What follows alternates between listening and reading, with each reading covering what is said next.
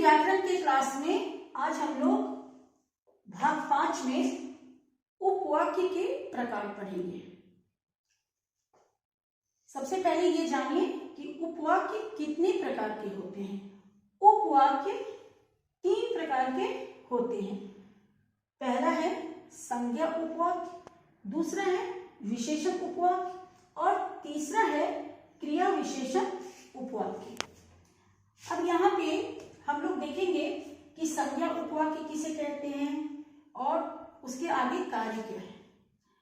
तो संज्ञा उपवाक्य, इसकी परिभाषा देखिए। संज्ञा उपवाक्य का प्रयोग प्रधान उपवाक्य के उद्देश्य, कर्म या पूरक के बदले में होता है। यह प्रायः समुच्चय बोधक से आरंभ होता है। संज्ञा उपवाक्य का प्रयोग प्रधान उपवाक्य के उद्देश्य, कर्म या पूरक के बदले होता है और यह समुच्चय बोधक से ही आरंभ होता है। ये तो परिभाषा इसकी हो गई। अब आगे अगर हम लोग इसको एक उदाहरण के माध्यम से समझेंगे तो ज्यादा अच्छा से समझ में आएगा। तो सबसे पहले इसको हम लोग कर्ता के रूप में देखेंगे। लगता है कि लोगों में अभी ईमानदारी शेष है। ये एक उदाहरण है, आप लोग ध्यान दीजिएगा। लगता है कि लोगों में अभी ईमानदारी शेष है। अब देखिए इस वाक्य में लगता है, इस वाक्य में ये जो लगता है ये क्या हो गया? प्रधान उपवाक्य हो गया। तथा कि लोगों में अभी ईमानदारी शेष है, दूसरे खंड में ये कहा गया है कि लोगों में अभी ईमानदारी शेष है, यहां से यहां तक। तो ये क्या हो गया? आश्रित उपवाक्य हो गया।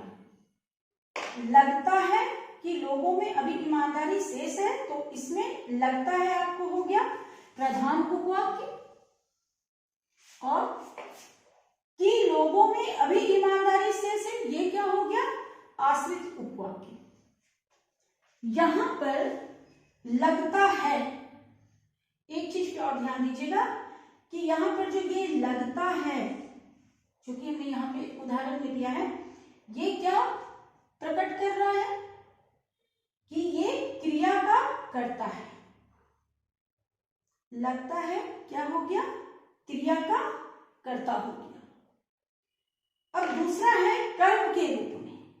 अब हम लोग इसे कर्म के रूप में भी देखने के लिए आगे उदाहरण का सहारा लेंगे। आश्रित उपवाक्य, पहले इसे समझ लीजिए कि आश्रित उपवाक्य मुख्य उपवाक्य की क्रिया का कर्म हो जाता है। ये जो आश्रित उपवाक्य होता है, वो जो मुख्य उपवाक्य होता है, उसका क्या हो जाता है? क्रिया का कर्म हो जाता है। उदाहरण देखिए, जैसे कि विद्यार्थी जानता है कि वह फेल क्यों हुआ है। उदाहरण में ये बताया जा रहा है कि विद्यार्थी को ये पता है कि वह फेल क्यों हुआ है। विद्यार्थी जानता है कि वह फेल क्यों हुआ है। अब इस वाक्य में विद्यार्थी जानता है, इस वाक्य में ये जो यहां दिया हुआ है कि विद्यार्थी जानता है, वो क्या हो गया? प्रधान उपवाक्य हो गया। और वह फेल क्यों किया, वह फेल क्यों हुआ है, ये क्या हो गया? आश्रित उपवाक्य हो गया। यानी कि विद्यार्थी जानता है, वह प्रधान उपवाक्य हो गया। वह फेल क्यों हुआ है, ये क्या हो गया? उसका आश्रित उपवाक्य हो गया। तो अब क्रिया का कर्म क्या हुआ? क्रिया का कर्म यहां पे हो जाता है जानना। क्रिया का कर्म क्या हो गया? कर्म के रूप में हम पढ़ रहे हैं, तो क्रिया का कर्म हो जाता है जानना। तो इस तरह के जो भी वाक्य आएंगे उसमें आपको इसी चीज को समझना रहेगा। अब आगे हम लोग तीसरा देखेंगे। तीसरा है पूर्ति या पूरक के रूप में। ये दोनों एक ही शब्द हैं, पूर्ति कहेंगे या फिर पूरक। इसके रूप में किस तरह से होगा आगे देखिए। आश्रित उपवाक्य मुख्य उपवाक्य की अपूर्ण क्रिया की पूर्ति करता है। ये जो आश्रित उपवाक्य होता है वो इसमें मुख्य उपवाक्य में अगर कुछ अपूर्ण है तो उस क्रिया की पूर्ति करता है। एक उदाहरण देखिए, जैसे माता पिता की यही इच्छा होती है कि उनकी संतान सदा सुखी रहे। आपने देखा कि आश्रित उपवाक्य मुख्य उपवाक्य की अपूर्ण क्रिया की पूर्ति करता है। और इसे उदाहरण से भी आप समझ गए हैं कि माता पिता की यही इच्छा होती है कि उनकी संतान सदा सुखी रहे। अब हम लोग चौथे नंबर पर देखेंगे समानिधिकरण के रूप में। आश्रित उपवाक्य मुख्य उपवाक्य की किसी संज्ञा या सर्वनाम के बदले प्रयुक्त होता है। इसमें आश्रित उपवाक्य मुख्य उपवाक्य की किसी संज्ञा या सर्वनाम के बदले प्रयोग में होता है, प्रयुक्त होता है। यहाँ पे भी एक उदाहरण मैं आपको दे रही हूं। जैसे लड़का बिल्कुल नहीं चाहता है कि वह जगह जगह नौकरी के लिए धक्का खाता फिरे। फिर से एक बार सुनिएगा, बहुत बड़ा सा वाक्य है।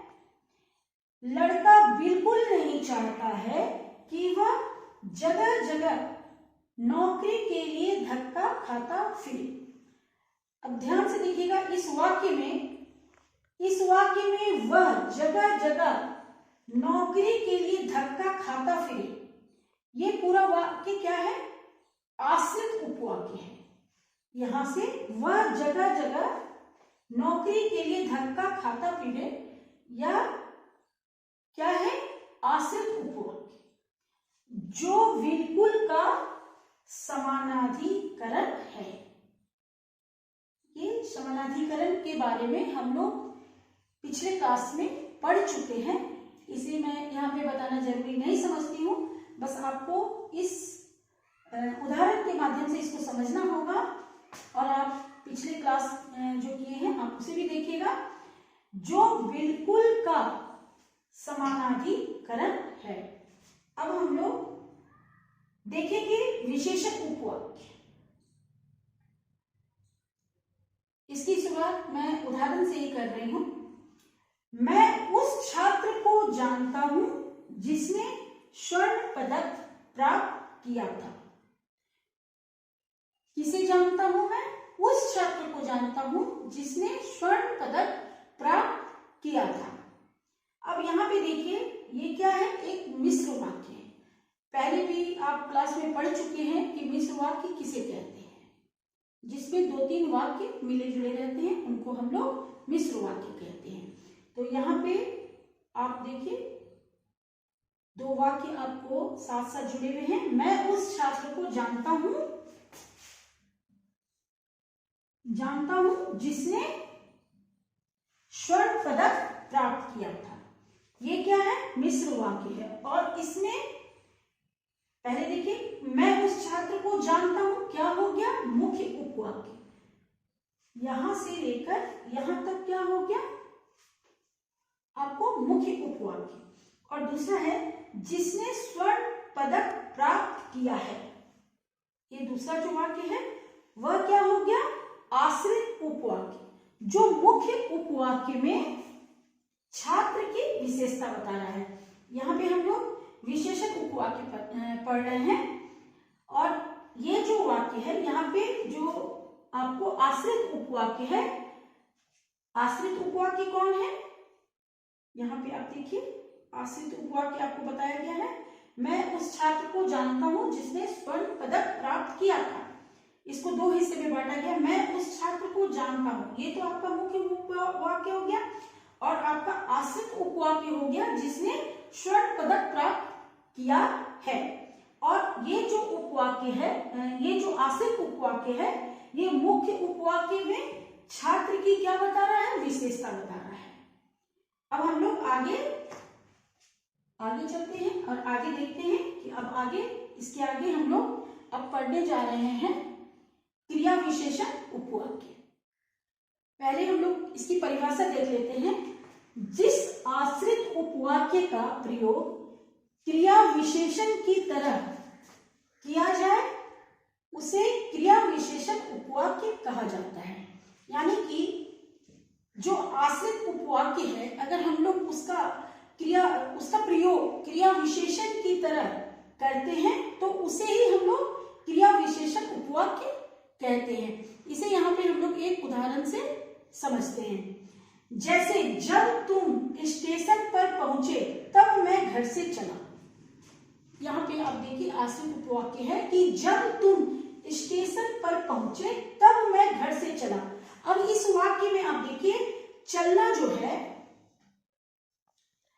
आपको चलना जो है वह उपवाक्य के क्रिया की विशेषता को बता रहा है। इस उदाहरण में ध्यान दीजिएगा कि जब तुम स्टेशन पर पहुंचे तब मैं घर से चला, तो इस वाक्य में क्या है, यहाँ पे जो चलना है वो उस उपवाक्य के क्रिया की विशेषता को बता रहा है। और ऐसे जितने भी वाक्य होंगे उसे हम क्रिया विशेषण उपवाक्य कहेंगे। ये जो क्रिया विशेषण उपवाक्य होते हैं उनके भी 5 भेद मुख्य रूप से होते हैं। पहला है काल सूचक उपवाक्य। इसके 5 भेद जो कि यहाँ पर मैंने लिखा है।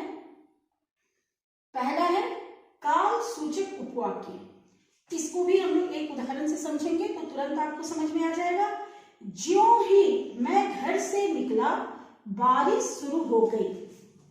अब यहाँ पे आप देखिए कि आपको समय का पता चल रहा है। काल सूचक का मतलब क्या हुआ, जिससे समय की सूचना मिल रही हो। काल सूचक, काल समय को भी कहते हैं। जैसे ही मैं घर से निकला बारिश शुरू हो गई। दूसरा है स्थानवाचक उपवाक्य। जिस वाक्य से आपको स्थान का पता चले, जगह का पता चले, वैसे को हम लोग स्थानवाचक उपवाक्य कहते हैं। यहाँ पे एक उदाहरण है, जहां तुम रहते हो वहीं मैं भी रहता हूं। आप यहाँ पर देखिए इस वाक्य में किसी खास जगह के बारे में चर्चा नहीं की गई है। सिर्फ ये कहा गया है कि जहां तुम रहते हो वहां पर मैं भी रहता हूं। यानी कि तुम जिस जगह पे रहते हो उसी जगह पर मैं भी रहता हूं, है ना। चाहे तुम किसी शहर में रहते हो या गांव में रहते हो, तो ये आपको स्पष्ट इस वाक्य में, इस उपवाक्य में समझ में आ रहा होगा। अब तीसरा है रीतिवाचक उपवाक्य। रीति का मतलब होता है किसी भी चीज को अगर हम अपना लेते हैं या उसे लगातार करते तो वो रीति बन जाती है। तो रीतिवाचक उपवाक्य को भी हम लोग एक उदाहरण से समझते हैं। बच्चे वही करते हैं जो उन्हें सिखाया जाता है। मान लीजिए कि यहाँ पे उपवाक्य आपको यहाँ पे है कि बच्चे वही करते हैं जो उन्हें सिखाया जाता है।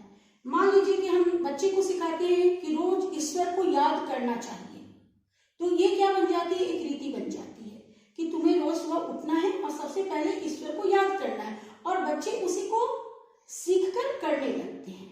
तो ऐसे जितने भी वाक्य आएंगे वो क्या कहे जाएंगे, रीतिवाचक उपवाक्य।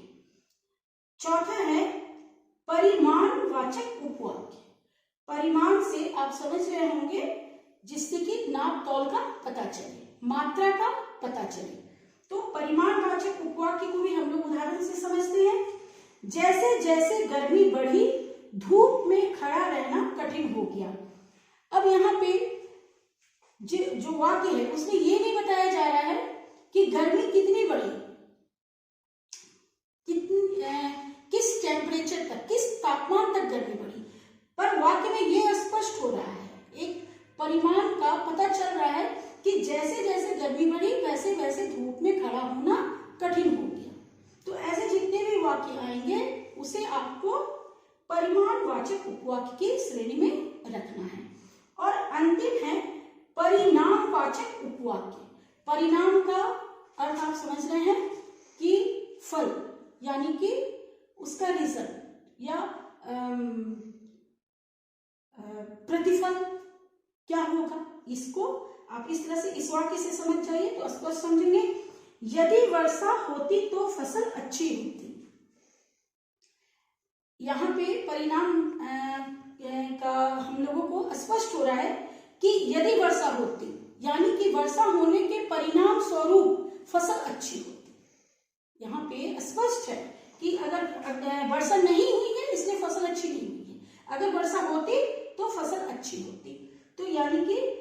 वर्षा जो है फसल होने का परिणाम स्पष्ट कर रहा है। तो यहाँ पे आज के जो हम लोग आज का जो पाठ पढ़े हैं व्याकरण में, उसमें आपने उपवाक्य के प्रकार के बारे में बहुत अच्छा से समझ लिया होगा।